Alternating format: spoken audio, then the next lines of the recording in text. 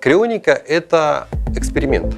Мы в Фениксе, это очень приятный город. Новой парадигмой, новой культуры, там, может, метакультуры. I've been to Russia. Я думаю, что победит Пушкин. Заморозил хоть живого человека, разморозил, он жив пошел. We don't guarantee anything. I actually signed up Maddie. She is the youngest member of cryonics in our family. It's just money. Культурная задача – это задача метамодернизма, а может быть постметамодернизма. А вообще, после метамодернизма идет один сплошной трансгуманизм, потому что все остальное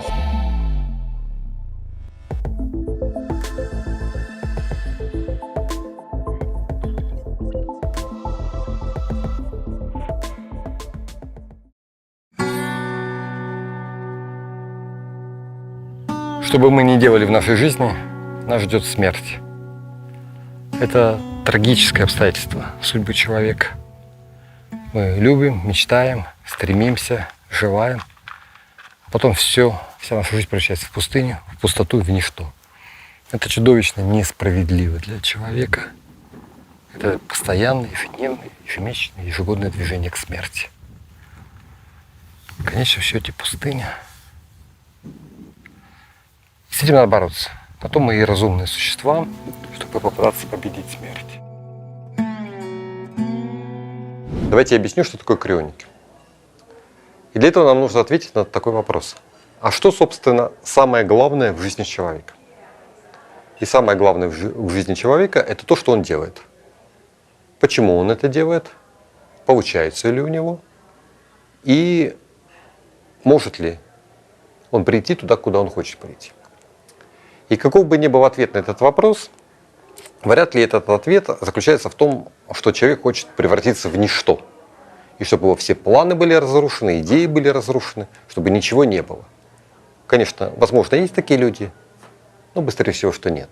Не большинство. И вот за этим важно, которое мы хотим достичь для себя, есть базовые условия. Мы должны оставаться в живых. Но жизнь так не устроена, и жизнь распоряжается нашей судьбой абсолютно по-другому. То есть, какие бы планы мы ни поставили, мы умираем. Умираем неизбежно. И тогда это огромное противоречие, огромная несправедливость, что мы умрем, несмотря на то, что у нас совсем другие идеи. И крионика – это часть ответа на вопрос, а что с этой проблемой делать? Что делать нам с самими собой, с нашими желаниями, с устремлением в будущее? Идея крионики – остановить время.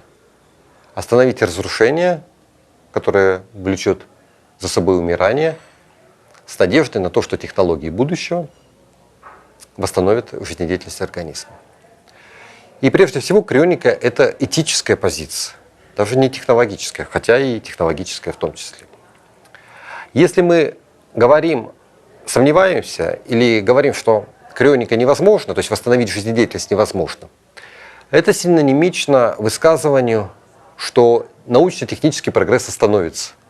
То есть в какой-то момент мы упремся в какой-то предел понимания человеческого мозга, создания технологий манипуляций с молекулами и атомами, когда мы не сможем решить задачу восстановления функционирования органов, и в том числе головного мозга. Но пока у нас нет оснований так думать, что научно-технический прогресс может остановиться. Тут просто взял, встал и натолкнулся на какие-то пределы. Известные на сегодняшний день пределы, куда не может вторгнуться прогресс, это физические законы. И восстановление жизнедеятельности органов и крупных биологических объектов не предлагает нарушить какой-либо физический закон. Крионика предлагает расположить примерно, как было, молекулы в пространстве, которые создают нейральную ткань, которая в свою очередь создает сознание. И если у нас есть модель сознания, если у нас есть манипулятивные методы, то мы можем это действовать. То есть крионика – это эксперимент. Это отправка себя, своего тела в будущее, к тем ученым, технологиям и к тем идеям, которые будут в будущее, чтобы ожить. И вот здесь, почему я говорю, что крионика – это этическая позиция, здесь самая главная идея – отправить не только тело, но и идеи восстановления, идеи гуманизма. Потому что еще очень важно, чтобы в этом далеком будущем кто-то хотел тебя восстановить.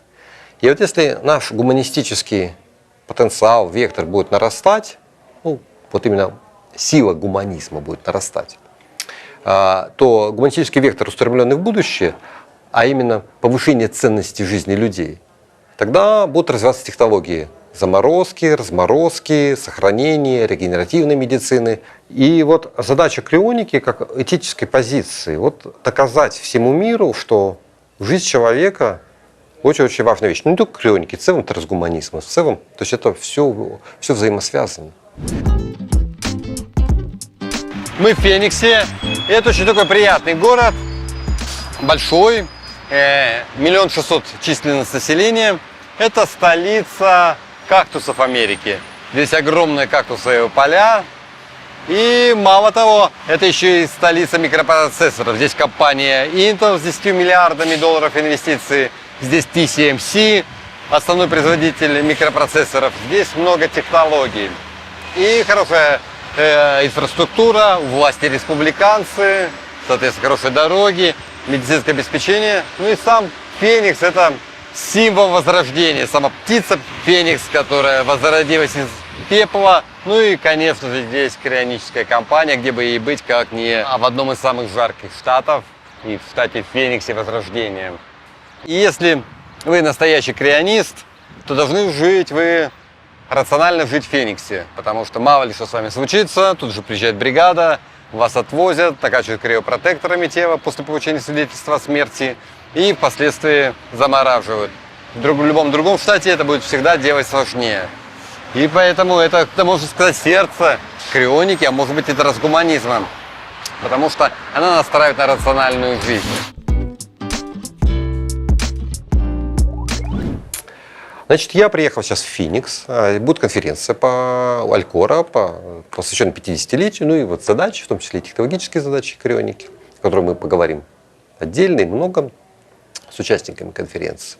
Но вообще очень странно, что я, будучи крионистом, мне сам на себя удивляет, что я тут только сейчас приехал, потому что тоже очень много каких-то задач. И у меня важные задачи. Это и подборка, это тоже комбинированный подход в старении, сбор там различных баз данных, проведение экспериментов, популяризация нашей науки. Вот мы, кстати, книжку написали о лонжевите. Да. И ты всегда выбираешь, какая задача лучше. Но мы исходим из того, что надо делать все. И борьбу со старением, и крионику. И странно, конечно, что я здесь первый раз, потому что, ну, значит, какая-то, надо еще больше. У крионики мало welcome. То есть мало конференций, мало рекламы и так далее. Что даже я здесь первый раз. Это на самом деле удивительно. Значит, я хочу заключить, конечно, криоконтракт. Для меня он дорогой. Там вроде, я точно не знаю, 300 000. Но если это можно через страховую компанию сделать и платить по $100 в месяц, то для меня это окей. Это было бы очень хорошо. Я с удовольствием заключу и одену жетон Алькора себе на шею. Жетон — это в случае смерти, там написано: звоните по таким-то телефонам, приедут, заменят кровь на криопротекторы и отвезут в Алькор в жидкий азот. Конечно, я не хочу этого. Конечно, у меня нет стремления оказаться в сосуде Дьюара. Но у меня есть стремление повысить ценность жизни и на всякий случай подстраховаться.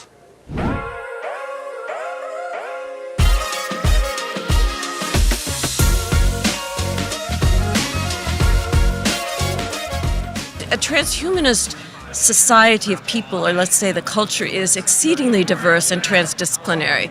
There's certainly scientists and technologists, but there's philosophers, artists, writers, engineers, nanotechnology experts, medical doctors, and the list goes on and on. So each one in the movement has their particular area, focus of skill and expertise. But generally, if I had to say a number, I would say in the hundreds of thousands of people.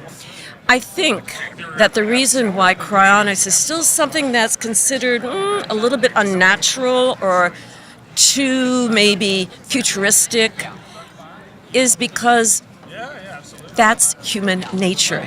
We don't like the unknown. We want to be proven that something works before we'll try it. But just imagine, if we had that mindset, we would never have gone to the moon. We would never have flown an airplane. We would never have created a vaccine.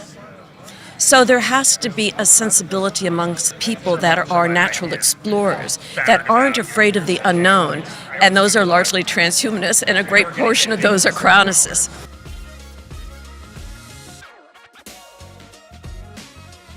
Like, we are all actively dying right now. So it's something that most people get, I guess, comfortable with at an early age. You get into that frame of mind where you're like, all right, I'm gonna die, and that's what's gonna happen. It's inevitable, and you force yourself to cope with it. And people do that in different ways. Majority of the world copes with religion, right? And you know, they believe that there's an afterlife and we'll be able to continue on after this, because essentially what they want is immortality. They want to live forever. Everyone does, right? So yeah, I mean, as far as me, I as someone who is, I mean, I'm an atheist, right? I was in a position where I was like, okay, we're dying. This is a problem that we have to solve, even though a lot of people don't even consider it a problem yet. And we just have to take a very logical approach to that. And I mean, the thing with cryopreservation, I mean, compared to artificial general intelligence or colonizing Mars, I mean, we're talking about being able to feasibly cryopreserve slightly more complex and larger organs than we have in the past. I mean, this isn't a tall order, right? Like, this is an engineering problem. And the fact that there's no FDA regulations, there's no hoops that we have to jump through. I mean, the more money that goes into this field, the faster it's going to get solved. So it's yeah, I mean, it's just a no-brainer. It's just something we have to solve, right? It's work that has to be done. Когда я говорю об этической позиции, вообще, что такое этика? Этика – это ответ на вопрос, всего один вопрос. Что такое хорошо и что такое плохо? Крионика вместе со всем продлением жизни говорит, что жить хорошо, умирать плохо. Все. Быть мертвым плохо, говорит крионик. И это большая ценность, и многие кто разделяют. Но мы хотим, чтобы разделяли в большей степени, чтобы активно действовали. Чтобы не просто сказали, вот человек идет там по полю, хорошо, что они живы. Но этого мало. Мы должны позаботиться о том, чтобы они были живы. Это вообще одна из факторов продления жизни, сколько людей заинтересованы в твоей жизни. И эта заинтересованность в других людях – это вообще основа крионики. Потому что если заморозить, если после твоей смерти никто не заинтересован тебя разморозить, то никто этого не сделает. И вот это быть нужным – это идеология, которую необходимо реализовать. We are both members of Alcor. I started as a member about 25 years ago. And basically, I heard about cryonics when I was about 13 years old in a magazine contest. And I was thunderstruck. I just could not believe such a thing existed. I'd never heard of it before. So I thought of it for many years, and then I signed up with Alcor as a cryo patient, basically. So I signed up, 2 years ago for Alcor, and at the time I would have been 36. And just earlier this year, late last year, I actually signed up Maddie. She is the youngest member of cryonics in our family. So she is 16 and is also part of Alcor, a member of Alcor. It's hard to push anyone to sign up for this. It's a personal decision someone has to come to on their own. I've never pushed that. In fact, a lot of people are very resistant to the idea. They don't want to think about death. They don't want to think about being frozen. Although, considering the alternatives, that's maybe the best outcome you can ever hope for. But I would never push anyone. That's something they have to come to on their own. And I actually was a little surprised when Zach said he was going to do it. And, if you remember, you have various things you can wear. I have a necklace that has my member number and gives the instructions if the doctor pronounces me in grave danger and sees this, they're going to call Alcor, and that sets in motion a whole chain of events to have my body cryopreserved. Alcor basically gives two options: neurosuspension, which is just the head, or full body suspension. So to finance the cost, most people get an insurance policy. They take out an insurance policy, they pay monthly or annually, and when you die, that policy pays for your neurosuspension or your whole body suspension. I'm whole body right now, but I may switch to just neurosuspension. I think the quality of the preservation is somewhat better if they just do the head. I mean, your goal is really to preserve your brain, your memories, everything, and it's a little simpler, I think, if they just do the head. I am signed up to have my entire body preserved currently, and I have an insurance policy for that, a life insurance policy. However, long term, much like my father, I believe I may switch that over to neuro suspension at some point.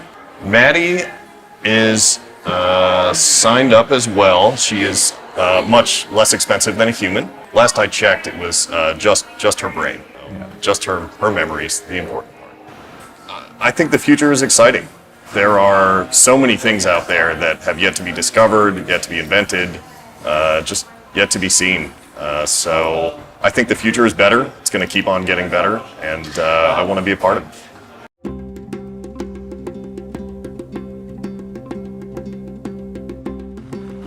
А, собственно, почему крионика окружена такой пустыней непонимания, равнодушия, ну и, собственно, неприятия? И ответ на него нетривиален, потому что, кажется, что у крионики мало доказательств, не оживили никаких людей, и, собственно, почему люди должны морозиться. Но на самом деле очень много вещей, которые делали, очень много поведения людей, нету никаких доказательств, но люди верят очень свято. И проблема здесь не то, что нам нужно еще больше науки, а нам нужно, конечно, больше науки, больше криопротекторов, больше исследований криобиологии, заморозку и восстановление крупных биологических объектов. Все это нужно, но дело не в этом. Дело в том, что крионика, она контркультурна. В том смысле, что есть здание культуры и отношение к смерти в целом в культуре. То есть нужно оплакивать умерших, нужно там хоронить определенным способом и, собственно, смириться. Вот жизнь человека во многом направлена на смирение со смертью, согласие со смертью. А крионика говорит, я со смертью не согласен. Вот человек умер, а я все равно не согласен. И не согласен не в истеричном плане, что вот он там, давайте как-то какой-то обряд, там духи и так далее, а именно в технологическом, что нужно дальше предпринимать огромное количество вещей. И это противоречит и многим произведениям искусства, и какому-то обычаю по отношению к смерти. И вот эта вот контркультурность, ее нужно преодолеть, и преодолеть точно, если не таким же массивом, но очень большим культурным новой парадигмой, новой культурой, там может метакультурой, новыми традициями, новыми ритуалами, новыми действиями в пользу радикального продления жизни. Потому что крионика, что хорошо, она не одинока. У нее очень много союзников. Это и комбинированная генетическая терапия, это и киборгизация, киборгизация органов, и моделирование деятельности головного мозга, и цифровое бессмертие. Вообще, в целом, весь трансгуманизм, в целом, вся рациональность, она за крионику. И вот создание такой контркультуры, именно основная задача крионики, чтобы она была продвинута, чтобы миллионы, десятки, сотни миллионов тел были заморожены с целью их восстановления, и развивалась криобиология, у нас были больше и лучше технологии. Сама крионика – это, конечно, технологическая задача, которая, прежде всего, она построена вокруг подбора криопротекторов. Под криопротекторами мы понимаем вещества, которые уменьшают количество разрушений от образования кристаллов льда. Потому что если бы кристаллы льда не образовались, то вообще было бы идеально. Заморозил хоть живого человека, разморозил, он жив пошел. Это нам везде было бы хорошо. И вот первый результат крионики, он будет в сохранении органов. Сейчас везде есть листы ожидания. То есть, когда нужна пересадка органов, если у нас было бы заморозка без повреждений или с такими повреждениями, которые мы могли бы отремонтировать, тогда бы это было бы, то есть это, во-первых, будет такой очень важный прорыв в спасении жизни людей и большое credibility крионики и решение задачи наполовину. То есть, и вот подбор такого рода веществ или технологий, которые помогают заморозить без повреждений, это вот криопротекторы, и подбор комбинаций криопротекторов является такой центральной задачей крионики, а может быть и вообще сохранение жизни, потому что крионика, она, понимаете, в ней очень много бескомпромиссности. То есть это не разговор, а знаете, давайте продлим здоровый период жизни на 5-6 лет. Это настоящая честная борьба со смертью. To me, the question is why shouldn't we do something about aging and death itself? You won't completely abolish death, because you won't be immortal because you still have accidents and people can kill you still, but why should we have aging anymore? So I think that lifespan should be a matter of choice. It shouldn't be something imposed on you by an accident of nature. The longer you live, potentially the better you can be. You can improve yourself if you live longer, not just longer, but also in good health.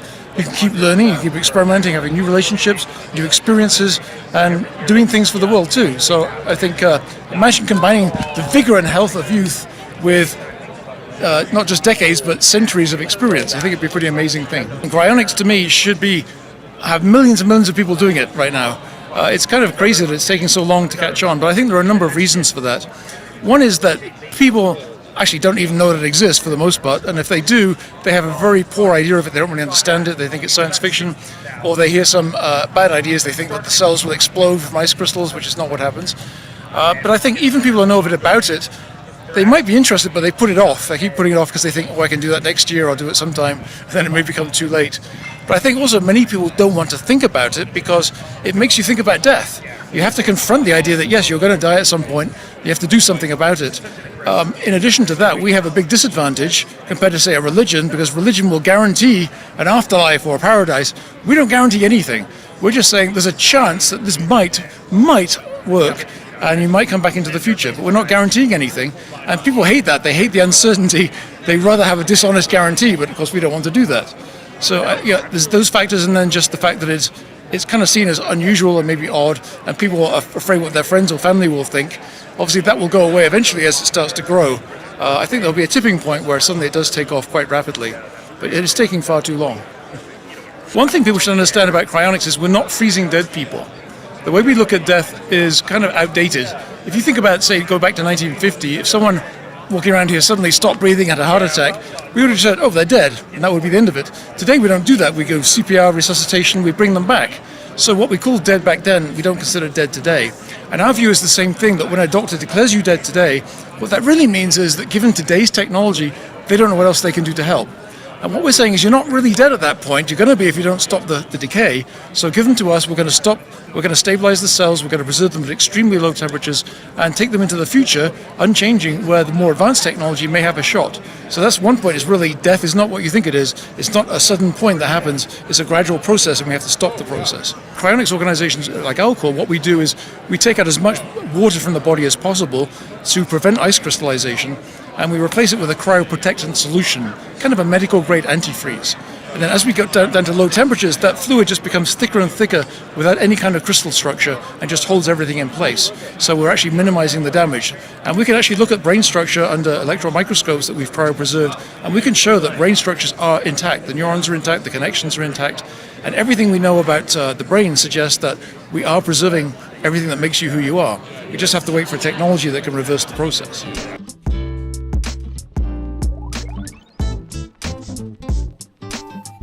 That is true, that once you're dead, you stay dead. The question is, how do we know whether you're dead?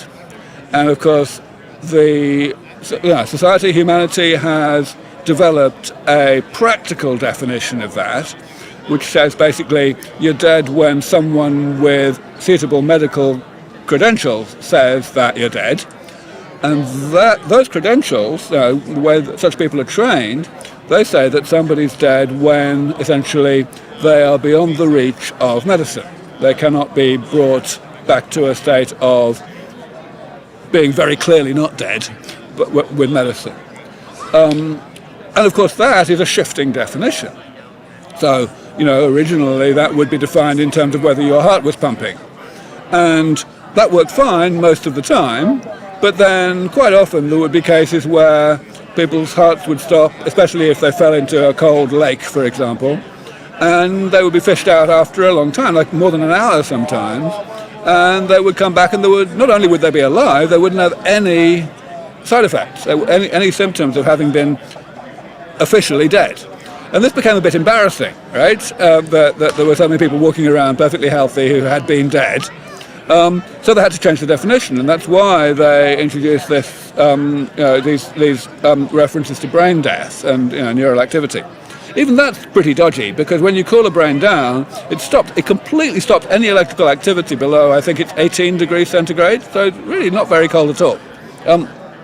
But anyway, so of course cryonics is the concept of going one step further than simply shifting the definition of death, but rather anticipating future shifts in the definition of death, and anticipating the possibility that medicine of the future may be able to bring someone back to good health from considerably more damaged state than how they were when they were officially declared dead today.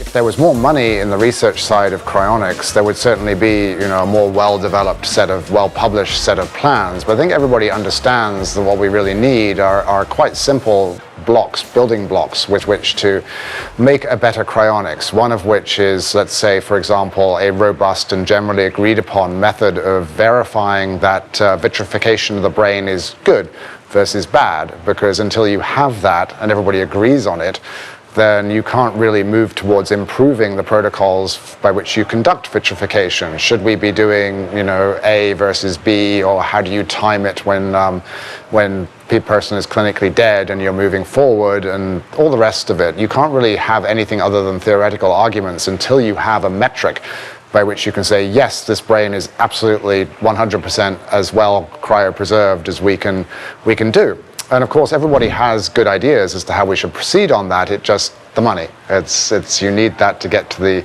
the next stage. And similarly, things such as reversible vitrification of organs, making it robust and reliable and taking it out of the nearly done stage it's at in the laboratories and bringing it into companies and getting it out there in the pipeline to be deployed in the organ donation industry, which would be revolutionized if you could just take donor organs and put them on a shelf for an indefinite period of time, rather than the current chaos of we must use this organ within a day or it's gone, which leads to so much waste, and really why the whole thing is enormously expensive. And there's a whole series of other important technological steps that everybody knows need to be taken. We just don't have the funding sufficient to make robust research groups and get them done in a predictable amount of time. So it's one of those, it's always been the case. For 20 years now, or 30 years, it's been the case that given the money, it would move forward in a very measured, steady, predictable way, but we need the money. And now hopefully in this era of cryptocurrency and immense QE and money everywhere, that might start to happen as we get wealthy people who are interested in not just living longer, but also in the plan A of what happens when you don't manage to live longer. Need to get that done too.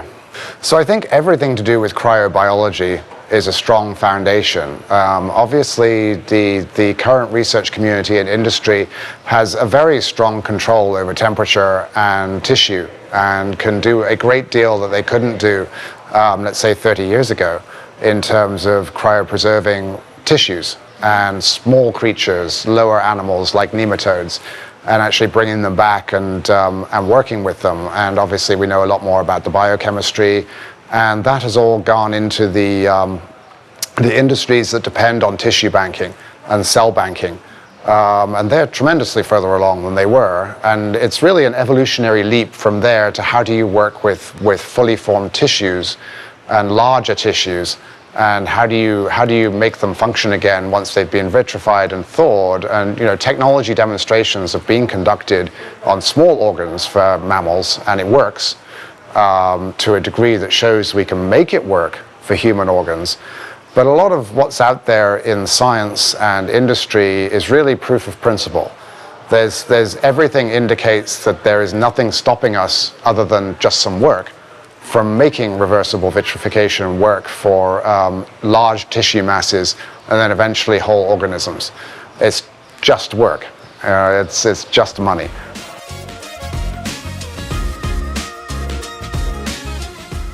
Крионика не план Б, это план А.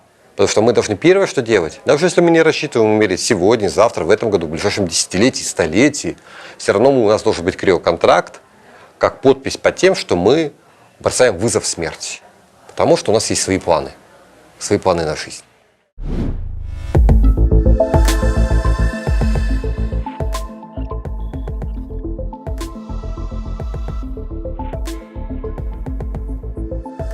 And I think growing body parts is going to be relatively easy. You can imagine, for instance, creating a clone, which you can probably do today. We can do it with many animals. Just produce a clone with no brain and then transplant it. I don't think that's something we'll do it, but you can imagine that easily enough. So to me, I think the technology to undo all the damage, stop the aging process, and so on, is going to happen well after we can actually regenerate the body. So what's the point taking down a broken old body? I tried to take care of mine, but by the time I'm 90 or so, it's not going to be in good shape. The whole thing's going to have to be regenerated anyway. And in the meantime, also, there's some advantage to being just neuro. In other states, if we have to take you from, say, Florida or California, we can move a brain without any problems. No paperwork is needed. There's no special permit. It's an organ donation, tissue donation. But if it's a whole body patient, there's a legal requirement to get a transit permit from the health department. Now, of course, they don't open on weekends, so let's say you're declared legally dead on late Friday afternoon. Maybe we'll have to wait till Monday to get you out. That's not good. You're going to be sitting on water ice for 3 days. Now, it's not quite as bad these days because finally catching up to the 21st century, and they have online registration systems where you can maybe get the permit online at the weekend, so it's getting better. But with a neuro patient, there's no issue there. Now, one option for a whole body patient is we just do a separation, we get the brain here as quickly as possible and bring the rest of the body later. Because all we have to do then is connect the two. If you can't do that, none of this stuff is going to work. It's going to be easy by comparison. So the patient you saw in the ice bath, basically we're going to bring them through the back door here. We'll put them on the special operating table, which Steve Kraber kind of explained. You can hook into here, you can lift out the inside part. So once we've finished here, we can just pull it out and move it into the patient care bay to cool down. But basically we'll put the patient on this table. Let's say it's a whole body patient. We'll call in one of our contract surgeons. We don't have any full-time surgeons because there's not enough cases right now. And they'll come in, they'll basically do a median sternotomy. We'll open up the chest, access the major blood vessels of the heart. They're going to cannulate those and connect them to our pump and chiller system here. And what we're going to do is we're going to circulate that in a closed circuit, gradually removing as much blood and intracellular fluid as possible, because we don't want ice forming, obviously. And so over a period of 4 to 6 hours, we're going to gradually increase the concentration of our cryoprotectant solution, our medical grade antifreeze. Now we have to do that gradually because if you just throw it in at high concentration, it's quite chemically toxic. So it has to be under control. That's all run by the computer. And it does take a number of hours to complete that process. And once we've done that, we can actually put a plastic cover over this and start injecting liquid nitrogen vapor into here to begin the cool down process, which will then continue in the patient care bay. Now, if it's a neuro patient, we usually start here as well and do a separation a few vertebrae down, and then take the patient's cephalon, which will be used for the brain across the skull. Not that we want the skull particularly, but it's a useful protective box, right? Because the brain is vulnerable on its own. It's quite hard to remove from the skull. So we'll take the cephalon, we'll put it upside down in the neuro ring over there, and instead of going through the heart, we're going to use the carotid vessels here. But otherwise, it's basically the same process. We're going to keep circulating for a number of hours until the brain is fully cryoprotected, and hopefully no ice crystals will form as we cool. So basically, at the end of this procedure, we're going from about +3 degrees Celsius to -3. And then once we've fully cryoprotected the patient, we can plunge that temperature down very rapidly, initially to about -90 degrees C, and then more slowly down to -196 C or -320 Fahrenheit. And for Europeans, you like the Celsius. So.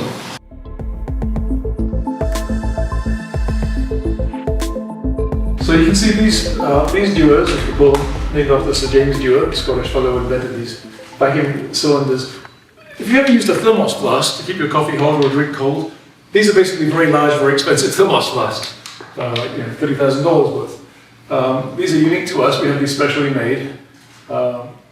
In each one of these Bigfoot dewars, which are the ones we have been using until recently, we can get 4 whole body patients basically around the outside, and then in the center column, like this one, we can get 5 neuro patients. And here you can see the containers that neuro patients are secured in. So whole body patients are in more, well, this one's divided up for neuro patients, but that's the size of a whole body pod. Basically, we can wrap you in the sleeping bag, secure you inside this pod for mechanical protection from any damage from outside. Then we'll use the winch to lift you up and put you down into one of the dewars where you can spend time with your three new best friends for the next 3 decades. They're very quiet neighbors, fortunately. Now these, common misconception, people say, what happens if the power goes out, like we haven't thought about over the last few decades? The answer is nothing happens to the patients because it doesn't use any power. Obviously we need power for the lights and for our air conditioning, for our comfort, for the automatic fill systems, But to maintain temperature, all we need to do is replenish liquid nitrogen, which we do once a week. The truck pulls up at the back, it fills the big bulk tank at the end that you can see that we use for cool downs, and we top everyone up. We don't need to do it weekly, that's just being conservative. We can actually go back 5 months before it gets low. And because the aluminum is such a good temperature conductor, even with a small pool at the bottom, it stays super cold at the top. But we do it again every week just to be very conservative. Now, so it's a very stable system. These things last for decades. We do monitor them in case the vacuum starts going bad. We actually took one out of service for that reason ahead of time. But it's a pretty stable system. They just we monitor them, make sure nothing's going wrong. They have alarm systems and so on. But no power is needed. So that's one of the two common myths, right? That people think they know about cryonics that's wrong. Is that if screwed if power goes out. The other one is that Walt Disney was frozen, which is actually not the case, unfortunately. He wasn't? He wasn't, no. It was a mixture of, I think, a confusion of stories at the time. I think there was a cryonic story and Walt Disney died, and people kind of fairly naturally mixed the two up because, he built Tomorrowland and Future World, and you think, that makes sense, but no, he wasn't, unfortunately. He was buried at Forest Lawn Cemetery in Los Angeles. Now, there at the end, you can see the Superdure, there's also one on the left that Steve was describing in his talk. That's basically designed, instead of having the legs sticking out, they're full underneath. So it basically takes up the same floor space as one of these, but instead of 4 whole body patients, we can get maybe 11 whole body patients in the same floor space. Now, you think about paying for floor space over the decades, it really adds up over time. So that's really helped us to reduce the storage costs over the long term. Are these separated inside the thing, the bodies? In the Superdure, it's a little different. They're not in the same pods here. They kind of have this backboard system that separates them, but it also is more flexible, so we can get people of different sizes and mix them up. Whereas this is kind of a fixed size. We do have a bigger pod that contains all this really big, but it doesn't pack very efficiently. So the Superdure is a lot better for that purpose. Наша ближайшая цель – сделать так, чтобы в обществе крионика это было нечто нормальное. И, возможно, здесь простой ответ, как это сделать. Это много раз повторить. Это нормально, это борьба за жизнь, это стремление к мечте, это развитие технологий, это абсолютная приоритизация ценности человеческой жизни. И это нормально. Быть живым – это нормально, быть мертвым – ненормально. Давайте максимально сделаем, чтобы действовать в наших интересах, то есть оставаться в живых. И прежде всего крионика как локомотив, как идея борьбы со смертью во что бы то ни стало. Если идея продления жизни не победит, а будет какой-то, такой котел всяких интересов, то цивилизация погибает. Потому что если мы не обращаем на жизнь, на проблемы, на экзистенциальные проблемы, проблемы существования, то мы что-то не делаем. Допустим, мы не думаем о том, что метан может выйти под вечной мерзлоты. Уже сейчас в Якутии горят озера, можно поджечь озеро, оно загорелось. Это метан. Если оно выйдет миллионы, триллионы тонн в атмосферу, я не знаю точно, но много, так что дышать будет нельзя ничему живому, кроме метанотрофных бактерий. И все закончилось. Это произойдет, если мы не будем ставить жизнь человека во главу угла. Мы просто не будем решать какие-то задачи. Мы не будем решать задачи разоружения. Сумасшедший человек нажмет кнопку, и человечество не стало в результате ядерной зимы. Это тоже потому, что идея продления жизни непобедима, в том числе и в голове этого человека.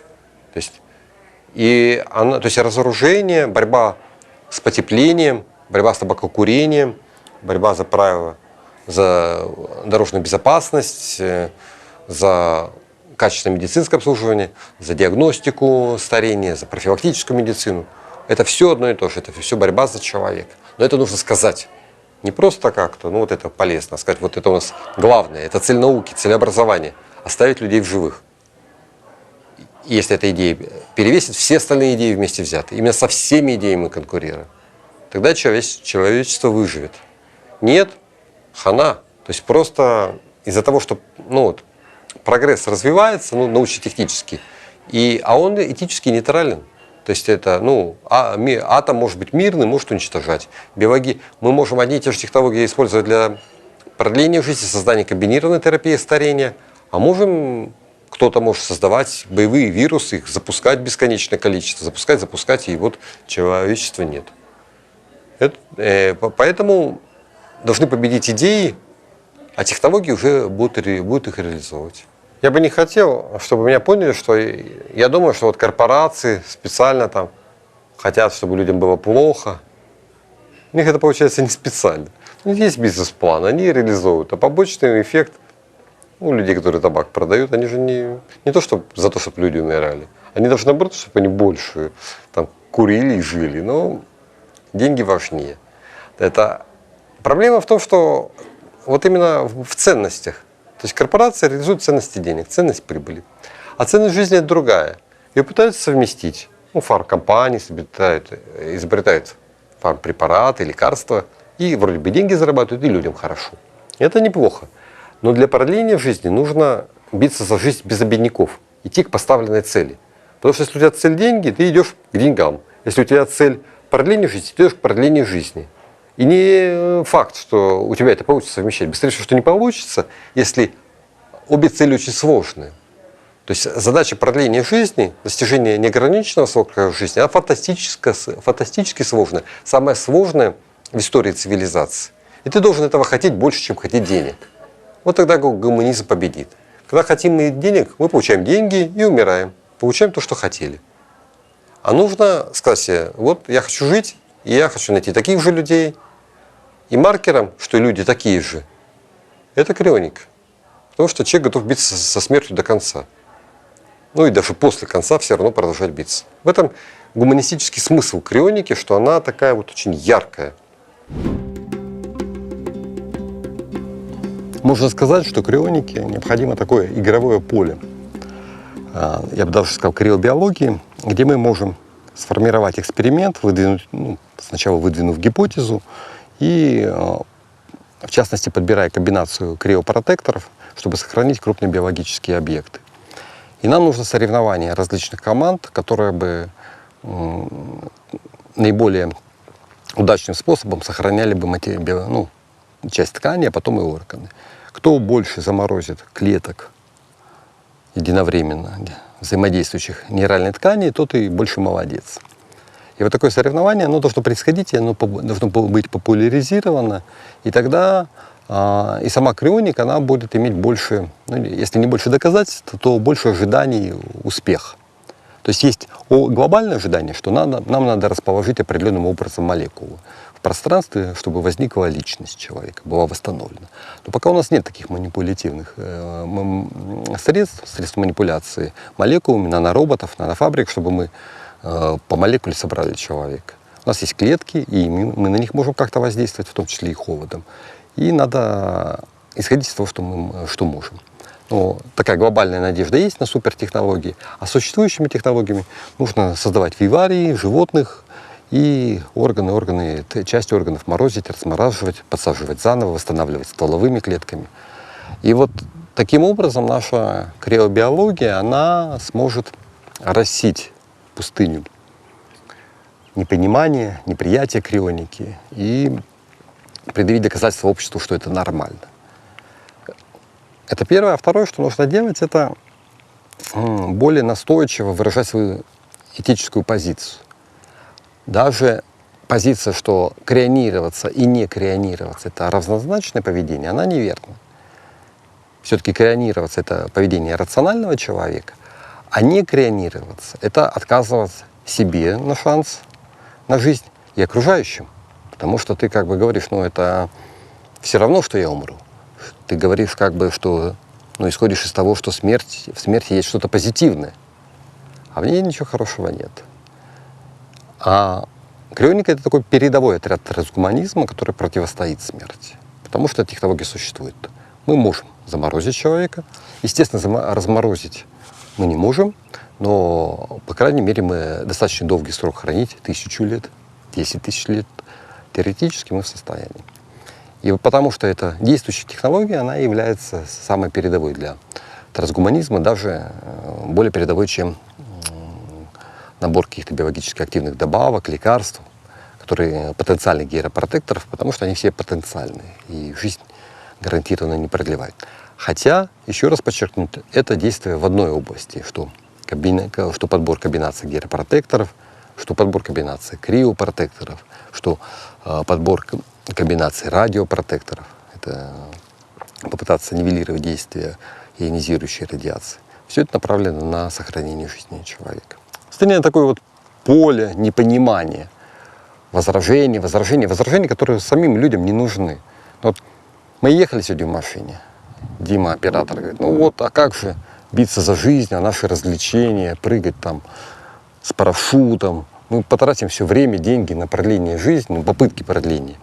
Возможно, бессмысленные попытки, безуспешное продление жизни, и не сможем выпить там несколько цистерн виски, там, вступить в множество сексуальных контактов, съесть там, не знаю, огромное количество там, животных.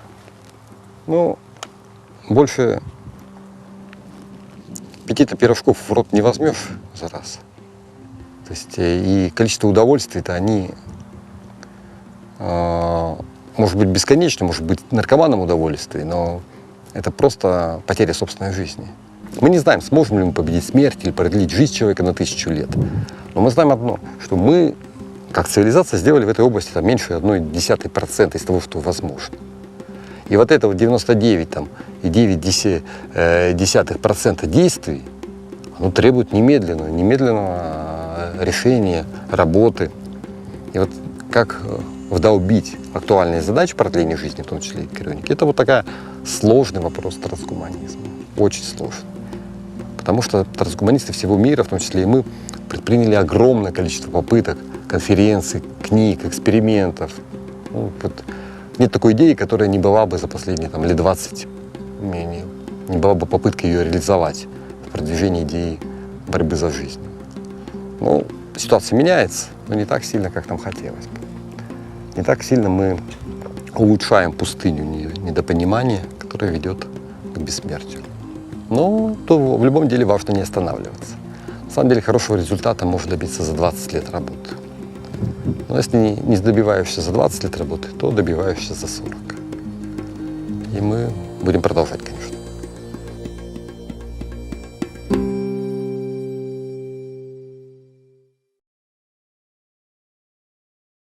Камеру ходит. Конечно, вот любая область деятельности, особенно гуманитарная, хочет, чтобы к ней пришел Илон Маск и все сделал от начала до конца. И крионик это хочет. Конечно, хорошо пришел бы какой-то суперчеловек, супергений. Но нет у нас такого. Давайте мы коллективно станем. Если спросить, от кого зависит крионика? От вас зависит, от тебя. Если вы до этого момента досмотрели фильм, вы уже много что знаете. Пора заниматься крионикой, а других-то людей нет. То есть никто за нас нашу жизнь нам не подарит, только объединившись.